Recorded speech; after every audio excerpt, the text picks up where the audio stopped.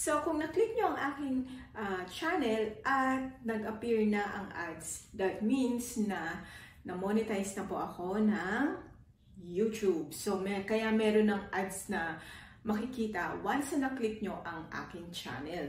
So, kung ikaw ay isa ng content creator na nag-struggle o nahihirapan kung paano ka ba ma-approve at ma-monetize ang iyong channel, o di kaya naman ikaw ay isang nagbabalak pa lang na mag-create ng iyong sariling YouTube channel, ito ang video na dapat niyong panoorin. So, kung bago ka lang po sa aking channel, welcome and be a part of our family/community by clicking the subscribe button down below para sa iba pang ganap sa buhay YouTuber. So, noong May 10, last month lang yun, 2020, ay nakareceive ako ng email mula sa YouTube. At ang sabi nga, ay na-reach ko na daw ang 4,000 hours na kailangan kong ma-reach. At nung May 11 naman, naka-receive ulit ako ng message at sinasabi naman doon na na-approve na daw ako for monetization. So, bali, pumapatak na 1 day lang ang approval ng aking monetization. So, sa iba, kung hindi nyo pa po alam, dito sa policy sa YouTube, kasi kung kayo ay existing content creator na, alam nyo na kung ano yung rules, diba? Para ma-monetize sa channel.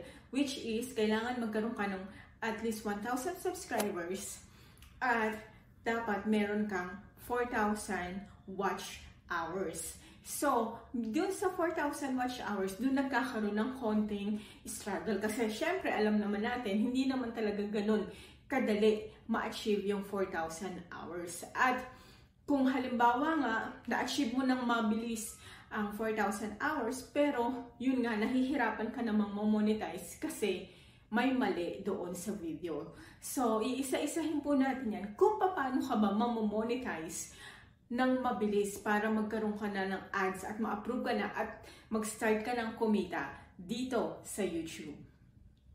Ang pinakauna na dapat mong gawin ay make sure that you read the YouTube guidelines and Google AdSense policies. Bakit kailangan mong gawin yun? Kasi dun mo malalaman yung scope ng mga videos na pwede mong gawin at pwede nilang i-monetize. Kasi kung hindi mo gagawin yun, magke-create ka lang na magke-create ng video or mag-upload ka lang na mag-upload ng video na in the end, hindi naman pala pwedeng ma-monetize. So, ayan, kailangan yung basahin yun intindihin nyo kung ano ba yung mga YouTube videos na pwedeng ma-monetize at yung mga restrictions nila na hindi ka ma-monetize kahit na i-upload mo pa yun or kahit na magkaroon ka pa ng million views dun sa particular videos na in-upload mo. Kasi minsan nagmamadali tayong kumuha o makuha yung 4,000 hours na yun kasi napakahirap talaga. Ako sa totoo lang, sa case ko, ang 20 views per upload, hirap na hirap pa akong makakuha niyan. And until now, kasi kung titingnan nyo, yung channel ko kasi is more about my personal experiences here sa Canada. So, yung channel ko, weekly lang ako nag-upload before. Weekly lang ako nag-upload noon bago ako ma-monetize. So, lately lang ako nag-upload ng twice a week, I mean. Pero before, weekly lang talaga. And so, kung nabasa nyo yung YouTube policies at yung Google AdSense ng mga guidelines kung ano lang ang pwedeng ma-monetize, malilimit yung pag-upload mo ng mga videos or paggawa mo ng mga videos na hindi naman dapat. Kasi at the end of the day, mapofrustrate ka kung halimbawa upload ka ng upload, knowing na, ay, eto, nakakuha na ako ng 4,000 hours, pero after that, mare-reject ka lang pala for monetization, diba? So, frustrating yung, kasi somehow, nag-exert ka na ng effort dun sa mga videos na yun Nag-exert ka ng effort sa pag-capture ng videos, pag-edit, so all those things na alam natin na mahirap para sa isang content creator, diba? So, ma-waste lang lahat yun kung hindi ka susunod sa guidelines and policies ni YouTube. Number 2 naman, na dapat mong gawin ay to create your own video. So, bakit own video? Kasi para mawala yung mga copyright, yung mga ganyan. Kasi kung magre-re-upload ka lang ng videos ng iba, malamang ay ang gagawin ni YouTube is either ipa-delete yung YouTube na yon, so mababawasan yung watch hours mo, or kaya talagang hindi ka ma-monetize, hindi talaga ma-monetize yung channel nyo. So it's better to create your own original content. So kanya-kanya naman tayong linya kumbaga, 'di ba? So nung sa case ko kasi nung nag-i-start ako mag-YouTube, kasi wala talaga akong idea, hindi ko alam kasi ano bang gagawin ko, saan ba ako mag-e-excel, or saan ba ako nakalinya. Kaya ang ginawa ko nung umpisa, wala, random videos lang, yung mga short clips lang nung daughter ko. So wala pa, yung iba nga less than 1 minute lang, 8 seconds. So hindi ko kasi alam kung ano bang gagawin. So which is normal naman. So darating ka talaga sa stage na kung nagsisimula ka pa lang, hindi mo pa alam kung saan ka mag-i-start, kung ano yung linya na patutunguhan ng iyong YouTube channel.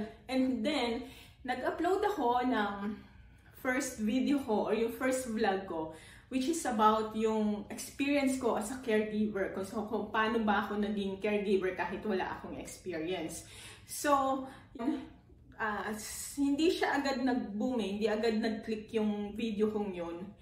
But slowly, as months go by, ayun yung pinaka mataas na views na meron ako. So, kaya importante na malaman nyo kung saan ba kayo nalilinya. Kasi nung ako, nag-iisip ako, hindi naman ako pwede sa comedy, hindi naman ako magaling magpatawa, boring naman ako. So, palpak ako dun sa line na yun. Sa cooking naman or sa mga baking, wala naman talaga akong dun, hindi ako marunong talaga sa kusina. So, na naman ako, ngangay na naman ako doon. Pagkatapos sa mga family vlogs or mga daily vlogs, iniisip ko, 'di ba? Syempre baguhan pa lang ako, hindi naman ako kilala, small channel lang ako. So, siguro kung meron na akong connections or meron na akong talagang audience na masasabi ko, ayun, pwede na siguro akong mag daily vlogs or kasi once na may connection ka na, minsan kahit na na lang i-upload mo, pinapanood ka naman ng mga tao, di ba? So, sa akin, syempre wala pa dahil nagsisimula pa lang ako. So, ang ginawa ko, dito sa channel ko, kung mapapansin niyo, it's more about my life and experiences. So, yung buhay ko about sa Canada, yung buhay ko about as a caregiver, yung buhay ko as a full-time mom, at ngayon nga, ang buhay ko as a YouTuber. So, doon, nagbibigay ako ng mga inspirational at informative videos na doon ako nakakakuha ng views. At dahil doon, nakapag-create ako ng sarili kong content, at doon din napadali ang aking monetization.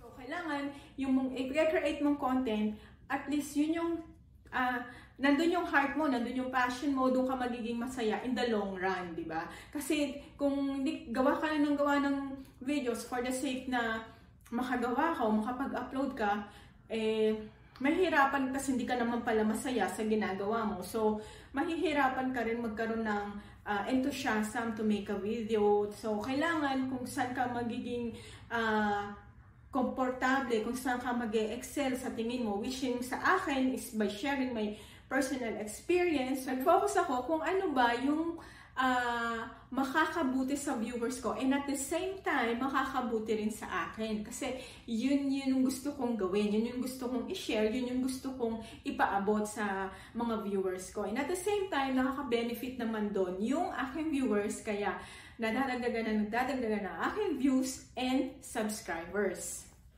Tapos nag-i-start pa lang ako sa YouTube.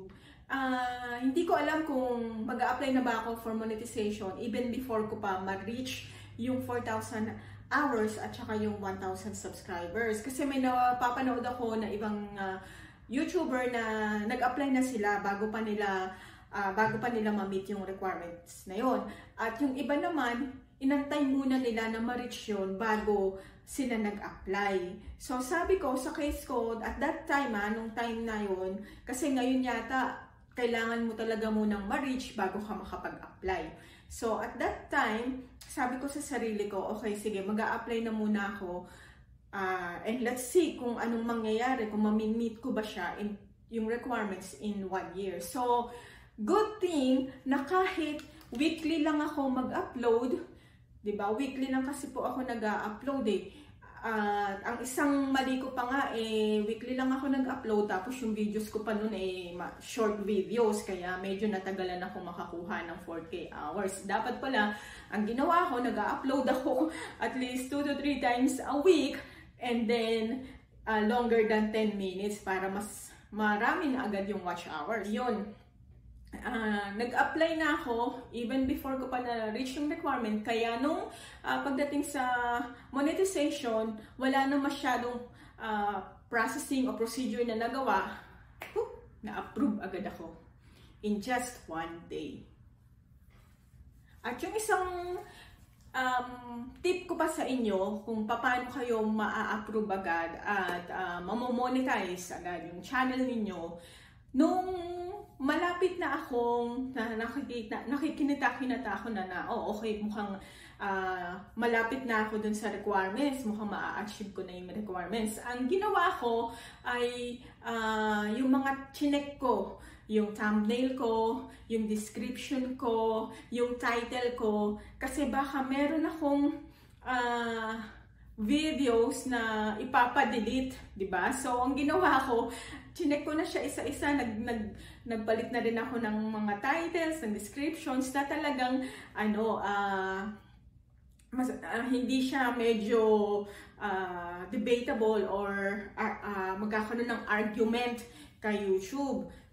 Para mas madali ring ma-approve ang aking channel. So usually, ang chinecheck, nasa guidelines din naman yan usually, chinecheck nila ang iyong channel for monetization according na rin dun sa most viewed na videos mo, yung latest videos mo, yung theme ng videos mo, ayan. So kailangan, at saka according dun sa title, description, and thumbnail. So i-check nyo po yung lahat bago pa kayo approve kay YouTube. Sana po ay nakatulong ang video ito sa inyo na nagbabalak na mag-create ng YouTube account. Ganun na rin sa mga existing content creator natin.